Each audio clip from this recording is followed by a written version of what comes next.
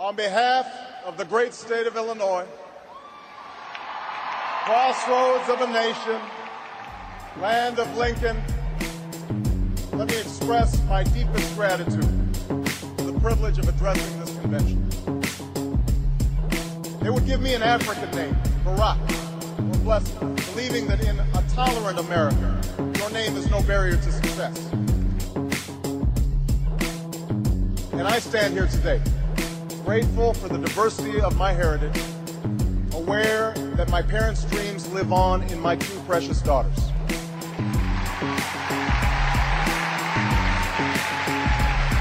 Tonight, we gather to affirm the greatness of our nation.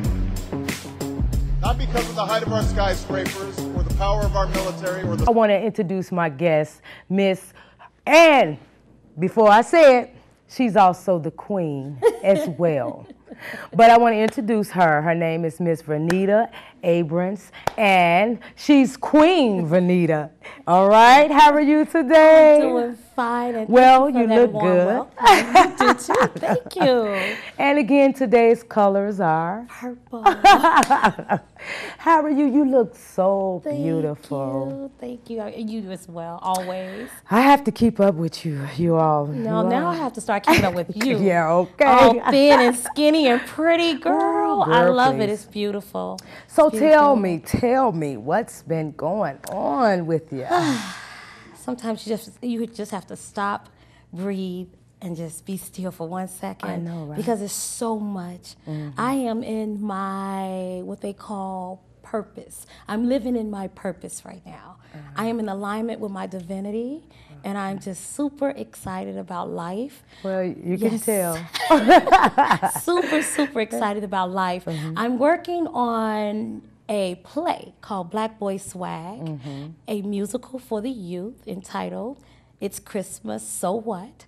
And all of it has a lot to do with my poetry because everything that I do has poetry in it. Okay, that's so tell me, before we start talking about the play, because you all definitely have to know about this play, because this play is very, very interesting, and it's going to be good. So Miss Queen going to be there, all right? Thank you. But tell me about the poetry, the poems, because this is really originally where you started from. Yes, so let's talk a little bit about that. Well, poetry, Queen, saved my life. I am poetry. Back in the day, back when I was a little girl, way back in the day, okay? Okay, don't start telling your age now. No, poetry saved my life. When I was a kid, I used to write. If I got upset, I would write. My life was very triumph. I had a very traumatic experience as a child. And the only thing I knew how to do was to make words rhyme. When I got upset with situations and scenarios, I wrote.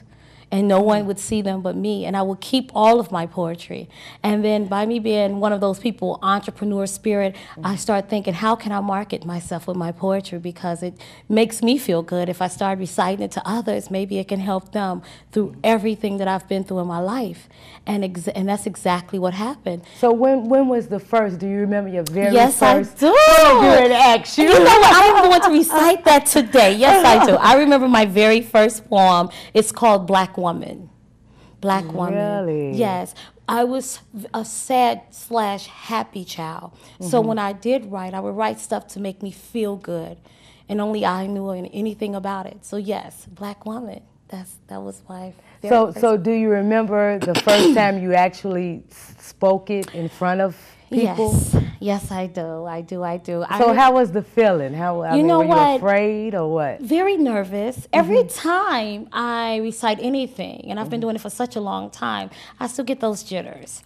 So yes, I got them. But once I got in it and I saw the reaction of the audience, I was the queen. Well, you are the queen now. Yes. But it made me, I knew then that this is something that I would love to do. Being in front of people reciting poetry is, I don't know if I can say this on national TV, but it's orgasmic. Oh, really? Yes.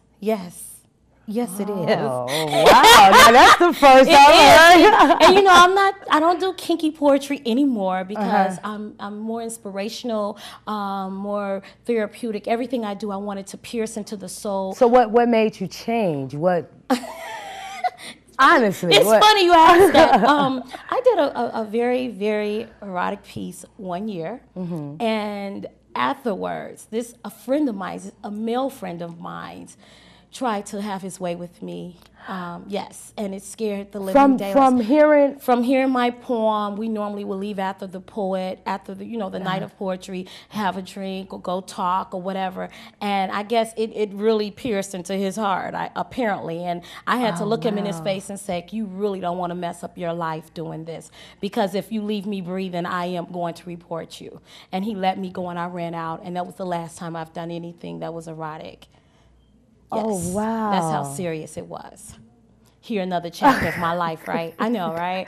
You ask, you know? Oh, wow. Right. No, she was going there, Yes, but. yes, that's what happened. And so Okay. I have it, and I'm very good at it, too, when reciting poetry, but that there shut my mouth on erotic poetry, so I don't do it anymore. Okay. And then I found God. I'm more spiritual now. God, I want to use my words to edify and inspire and motivate and let people know the goodness of God. And, talking like that is not something I don't think God would be happy with. So that's another reason why. Okay. And then.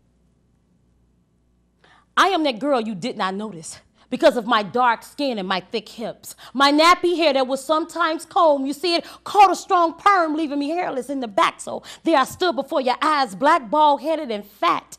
And you just laughed at me and teased me throughout school, especially elementary. You see, that's why I fought all day, because I got so sick and tired of you talking about my identity. Oh, Black Betty, Bam-a-lam, singing evil nursery rhyme songs about Queen. Black Betty had a baby, Bam-a-lam. The baby was bald, Bam-a-lam. No one liked her at all. You see, I was that girl.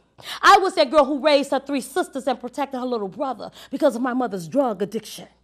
You see, regardless of life conflictions, I was mother, I was father, I was daughter. Hell, I was 9 years old, and not once did I complain. Because my granny, God rest her soul, told me to hold on, be strong, keep on keeping on. You see, y'all, I had no other choice. I did the best that I can.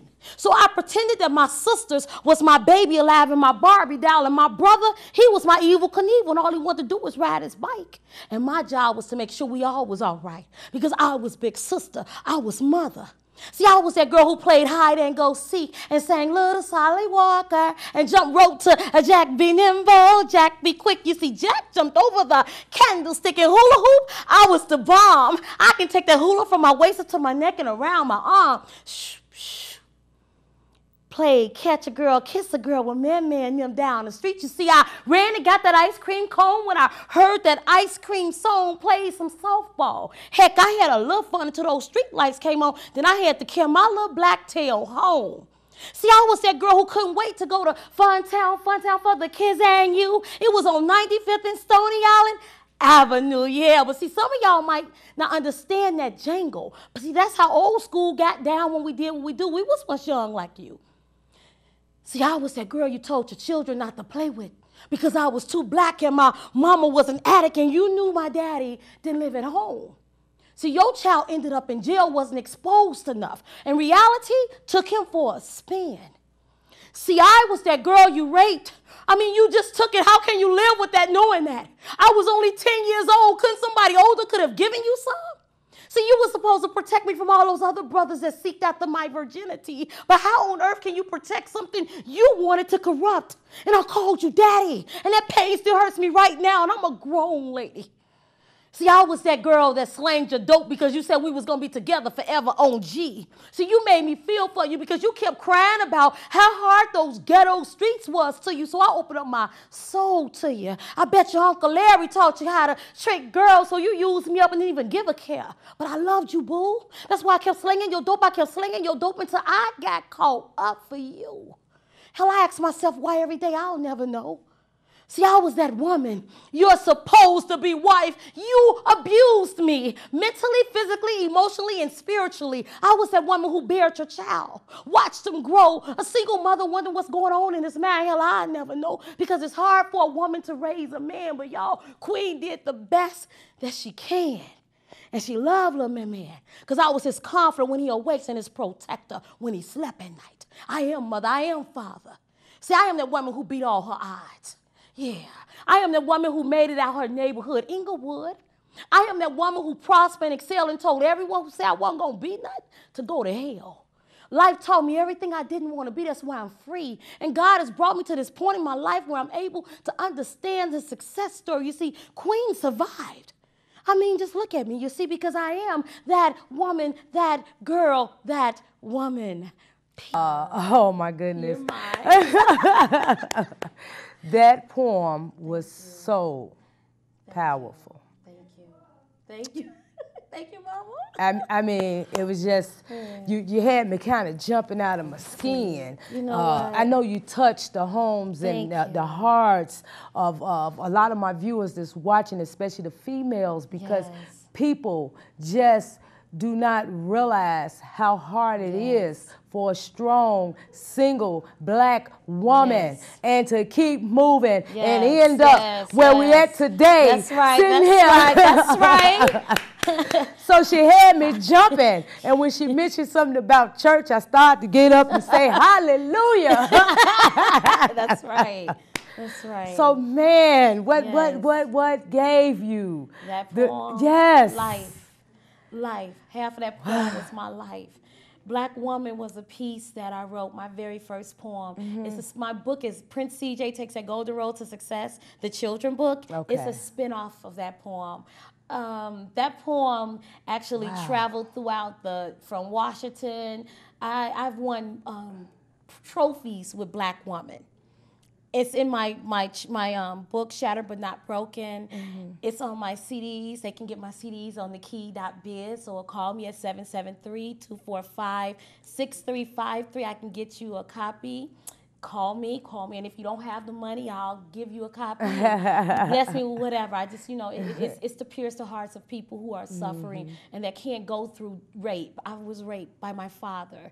I was raped, and people say, how can you talk about this so easily? Because in order to talk about something, it's therapeutic to get over it. Exactly. And get through it. And not a get lot over of it, people, but not get through it. Right. But get through it. But get through it. Exactly. So yes, I was raped by my father at the age of 10. And my mom was on drugs, and I did raise my sisters and my brother. Oh, wow. My grandmother taught me how to keep on keeping on. That was my mother. She basically raised me from 1 day old. But she taught me how to love my mother, and right now my mother and I, we have a wonderful relationship. That's a blessing. Thank God. A blessing. And I love her to death. She went through one hell of a life, but she lives to tell about it. So I just thank God for her. I love you, Mama. Sandra, I call her Sandra because she really. We love you, Miss Sandra. Yeah, we love you. But yeah, that was my story. That was my story. And I mean, to a lot of times, and I think you mentioned it, you have to go through something. Yes. In order to, to know life, tell to start story. seeing life, to be able to tell a story. Yes. And I felt all of that Yes. just listening Yes. to your words. Yes. And it's just amazing how you have had the strength all these years to keep moving, to be as creative as you are, and to be able to inspire other women, black women, especially me. I told you earlier while we were on a commercial break before they just threw the cameras on me. You said some things to me a while ago, and I said, oh, okay, I'm going to get back in front of the camera. Yes, praise God. You need to, this is your niche. This is you, Miss Queen. This is you, actually. Oh, wow, thank you. But it's definitely a blessing to have someone as special as you are and strong as you are as well to be in my life as well as come on and talk to my viewers. You're just wonderful now. So I knew for a fact, and then his dad sort of played the good parent, because he didn't see him as often. He got him everything he wanted. His daddy is very good with financing everything, but it takes more to create a child. about than finances. So I just want, and that brings me into my big project that you asked me about, is Black Boy Swag. That's the big play that will be debuting in 2013, hopefully in March or April. And what I have done is I've gathered men between the ages of 19 to 50. Yes, and the men in the play are mentors to the younger boys in the play. And what we're talking about in this play, and I'm using poetry.